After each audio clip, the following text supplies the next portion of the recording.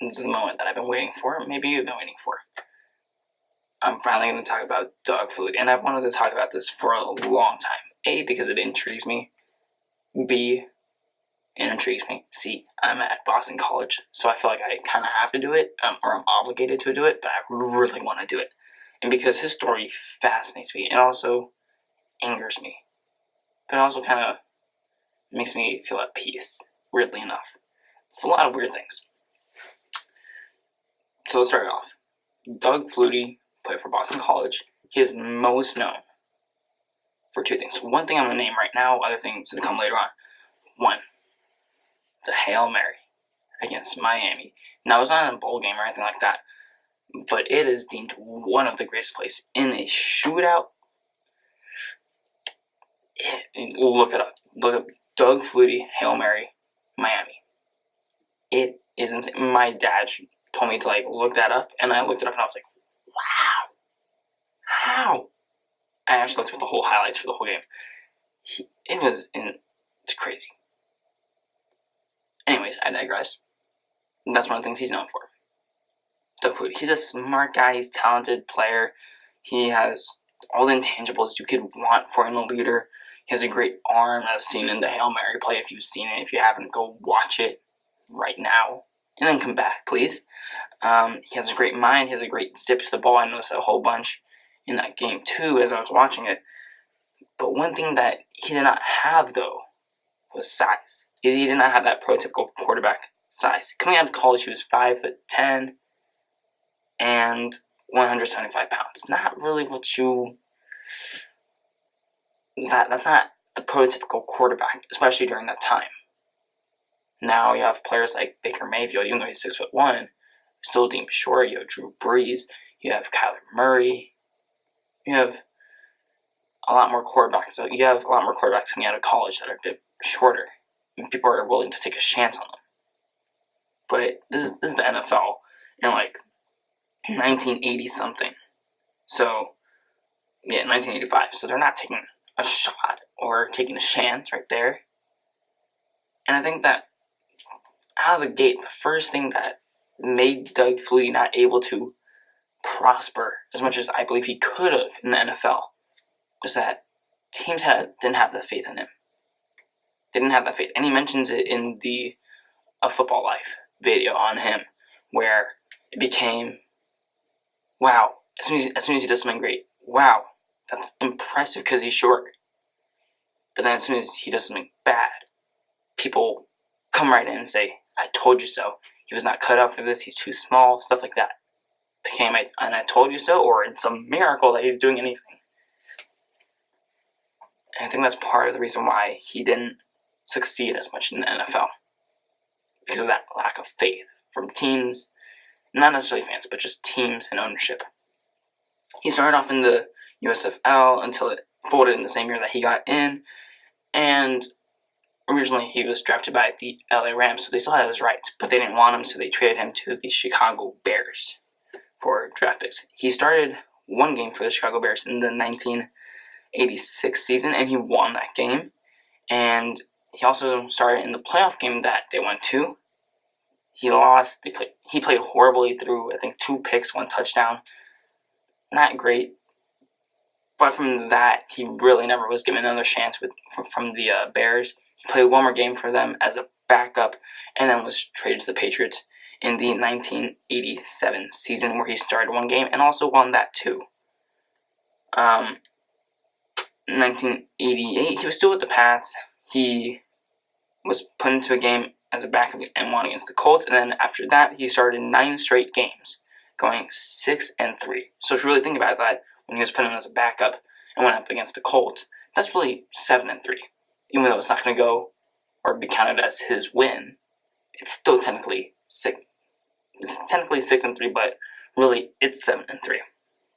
However, he did not start for the last 2 games of the season, despite going 6-3.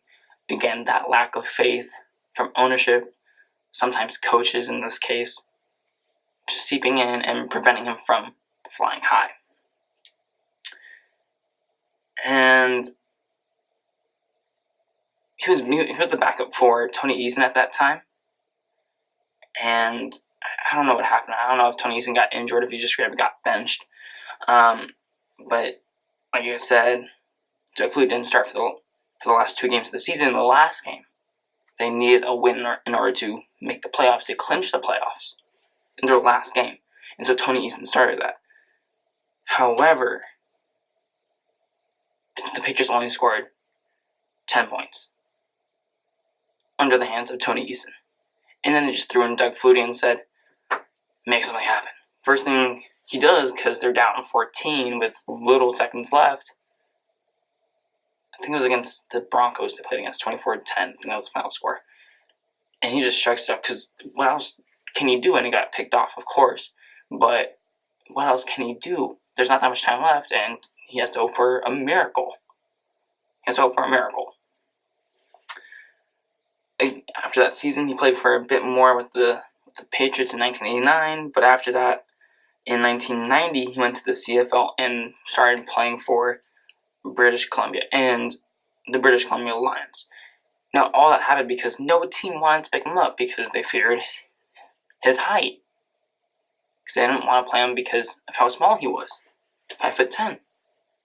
There was no other quarterback that was breaking the barrier. Yes, you can point to some 6-foot quarterbacks before him, but not 5'10", because that's, you have 6 feet, and that's something, but then you go down to like 5. And that difference, I guess, to NFL GMs and owners and some coaches is vast. However, he went to the British Columbia Lions in 1990, and then he played there for a bit. He played all right. He was pretty good there, but there was a lot of dispute between him and I'm sorry, that's incorrect. After that, he went to the Calgary Stampeders in 1992. And there, the first year that he got there in 1992, he won the Grey Cup, which is basically the Canadian version, or the CFL version of the Super Bowl, or the Lombardi Trophy, and he won the Grey Cup MVP. He played there from 1992 all the way up to 1995. After that, he left to go to the Toronto Argonauts in 1996. After basically he was being told after a couple playoff losses that, hey, you can't win the cold. You can't win it when it's freezing. So that's part of the reason why he went to Toronto, to the Argonauts, to prove himself to the doubters. But then also he had a couple of disputes with the Calgary Stampeders owner because he basically wasn't on time with his payment. It's as simple as that. You can go into more depth of it on A Football Life, but that's basically the general gist of things. Anyways, with the Toronto Argonauts in 1996, he played there for 2 seasons, 1996 and 1997. Both of those seasons, he won the Grey Cup and won the Grey Cup MVP. Both of those years, back to back, as soon as he got there. And keep in mind, this is at 34 and 35 years old. So that is crazy that he's doing that. It is insane, unheard of. And before he even got there, the year before he got there, 1995, the same Toronto Argonauts team went 4-14. 4-14. Yes, they have 18 games in the CFL. But then when he got there in 1996, it was a complete switch. They went from a 4-win team, 4-14, to an 11-win team. I'm pretty sure it was 11-7. And then they won the Cup. And after that, he retired from the CFL, and he got an offer from the Buffalo Bills to play in the NFL. But wrapping that whole CFL area up, he is deemed as the greatest CFL player ever. He has 6 most outstanding player awards, which is basically the MVP. So 6 MVPs, which is crazy. He's a 3-time champ, also with the Grey Cup and winning all those MVPs with the Grey Cup too. He has 2 records. He has a record of 6,619 passing yards in a season, which is ridiculous, as well as 48 touchdowns in a season. And he's passed for 6,000 yards twice in his CFL career. which has only been done once, and that is he who has done it. Anyways, he was about to completely retire. So he retired from the CFL, but he was just about to step away from football entirely. But then he got a call from the Buffalo Bills in 1998, and they gave him a shot. And at this point, he is 36. He is 36 years old, and he's still trying to live out his dream to be an NFL quarterback. And he got it. But right after signing Doug Flutie, in a trade, the Buffalo Bills got Rob Johnson from the Jacksonville Jaguars. And that's going to come back to bite them later on, as well as Doug Flutie and that whole Buffalo Bills franchise. And so literally after signing Flutie, they traded for Rob Johnson, and they gave him the starting job right away. However, on week 1 of that same season, 1998, Rob Johnson got injured. Doug Flutie comes in. He barely loses the game, but he played great. And after that, Rob Johnson came back week 2 all the way to week 5. And then Rob Johnson has a history of getting injured, so he got injured again pretty much. And then Doug Flutie came in, he was put in week 6 and won a high-scoring match. And then from there, he got the start, especially with Rob Johnson and his injury stuff.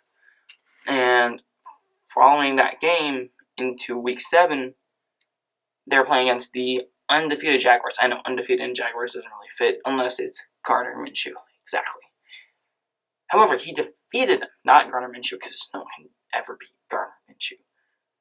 But he defeated the undefeated Jaguars. And so he started from week 17 to week 16. He was a Pro Bowler that year, and he was the NFL Comeback Player of the Year coming back from CFL and having not played in the NFL for 9 years. That year he clinched the playoffs. He did lose against the Miami Dolphins. Yeah, they're not going to the playoffs anytime soon. He lost 24-17. Didn't play a great game, but still. And after that year, there was some faith there. There was actually some faith. Kind of, but not really. I'll get to that. 1999 season. Doug Flutie started the whole... This is where I got really upset with this whole story. He started the whole season except for the last week. He started the whole season, so 15 games. In those 15 games, he went 10-5. They had clinched a playoff spot. And the coach at the time, who was it? Wade Phillips. He said, all right, Doug, you played great. We're going to rest you for this final game because we don't want you getting injured or anything like that. We're going to put in Rob Johnson. Rob Johnson started that final game. Now, they did win that game in a blowout fashion, but for whatever reason, and I'm going to preface this by saying that this is not Wade Phillips' fault. He has been on record by saying it is, in fact, the owner's fault, and there's a lot of factors that go into it, such as there's a lot of money tied up with Rob Johnson because he's on the bench. You're paying him a lot of money. You're not paying Doug Flutie that much money. So it's a return on investment, sort of. And I think also part of it was that the owner got really, not cocky, but very egocentric or egotistical and wanted to prove that, hey, I picked out Rob Johnson. He'll be fine. He'll do good. I didn't pick out Doug Flutie. And so pride, that's the correct word, not ego, pride. His pride got ahead of him. And so for whatever reason, Doug Flutie played 15 games. 10-5. Rob Johnson played the last game meaningless. Absolutely meaningless. But for whatever reason, Rob Johnson started that playoff game against the Tennessee Titans. And if you know how it goes, you know how it goes. Rob Johnson didn't play great. He played horrible. He only had 10 completions for the whole game. I think it was 10 out of 31 or something like that. I don't know. It was bad. He was sacked, I think, 6 times maybe. However, he led them onto a would-be game-winning field goal drive. They kick the field goal. It goes in. They have a 1-point lead with 6 seconds left. I don't know why it says 16 in my notes. I'm going to correct that. 6 seconds left. I remember. And then out of nowhere, Music City Miracle happened. And all Doug could do is watch from the sidelines. I whispered that. All he could do was watch from the sidelines. Yeah. The starting quarterback for the whole season. You don't play him. And that's where that lack of faith I was talking about. This is him, 37 years old. 37 years old. And yes, I get it. Rob Johnson's young. You want to prove that you're right. But when someone's winning, you gotta keep with that. You gotta stay with that. Wade Phillips has been on the record saying if Doug Flutie was playing that game, they're probably winning that. And based off how he was playing, they could have made an actual run. They could have made a run. However, keep in mind, it was not Wade Phillips' decision to make. It was the owner's decision to make. So, all you Buffalo Bills fans, before Tyrod Taylor got you that playoff spot going 9-7 a couple years back, really should have been the Chargers, but the rules are the rules. That's why you had that 20-year drought, because of the Doug Flutie curse, because of your owner. So yes, it came back to bite you. And then also, for whatever reason, after that, Doug Flutie was then named the backup quarterback. He was not named the starter, the backup quarterback. And Rob Johnson got the start. And Doug Flutie would only play whenever Rob Johnson got hurt or at the end of games. And so when he was a starter, which meant that Rob Johnson got hurt, he was actually 4-1 in that 2000 season. And the Bills under Rob Johnson, when he was starting, were 4-7. I mean, the sign should have been clear. Just keep Doug Flutie, get rid of Rob Johnson. Throw him away. I'm sorry, that's me. Trade him away for draft picks. That's nicer. And after that 2000 season, because they didn't really win anything, again, Doug Flutie was cut. And the Bills kept Rob Johnson, who never panned out to anything, kept on having an injury history, never panned out to anything much in the NFL. So Doug Flutie was cut. He was picked up by the Chargers at 39 years old. At that point, he wasn't really great anymore. He didn't really fit in with the Chargers. He did start every game in the 2001 season, though. I think they won 5 games. I think they went 5-11. But the whole point of that was he became a mentor for Drew Brees while he was there. And then eventually he left to go to the Patriots. And he eventually retired while being a Patriot. And this is the second big, I would maybe call this iconic, but this is the second iconic moment for Doug Flutie after, of course, the Hail Mary play, is in his final game with the Patriots in the regular season, he drop-kicked the football for an extra point. And that was the first time that had been done in an NFL game since 1941. So, going out with a bang. That's the Doug Flutie way. But overall, I think that had the Bears really kind of given him a chance, the Patriots, I don't really blame them because they had their own system going. Even though they weren't really great, I still would have loved to see him with the Patriots. I believe that if he had teams that consistently had faith in him, especially the Bills, even though that was later in his career. And I'm talking about the Bears too, where they just gave up on him after one playoff game, and he was young. I think that Bills and Bears, if they just had a bit more faith in him and trust him, especially upper management, trusted him and just let their pride go, I think that he could have really done something in the NFL. I mean, he is deemed as the greatest CFL player of all time, and that is great. But I think that at the same time, he could have done something great in the NFL. But if you look back at his impact It is tremendous. He paved the way, opened the doors for quarterbacks like Kyler Murray, Baker Mayfield, shorter quarterbacks, and one that he eventually mentored, Drew Brees. He opened the door for everyone who may be undersized and a prototypical, especially in sports. He really opened the doors for, like I said, Drew Brees, Kyler Murray, Baker Mayfield, and all the other small guys out there in any sports, or it's really more of a metaphorical sort of general statement in that way. And so maybe, even though he did not have the faith or the trust that I wanted owners and GMs and coaches to have in him, I think maybe, looking back at it, I think maybe it was for the best, because now he paved a way for a new generation of quarterbacks.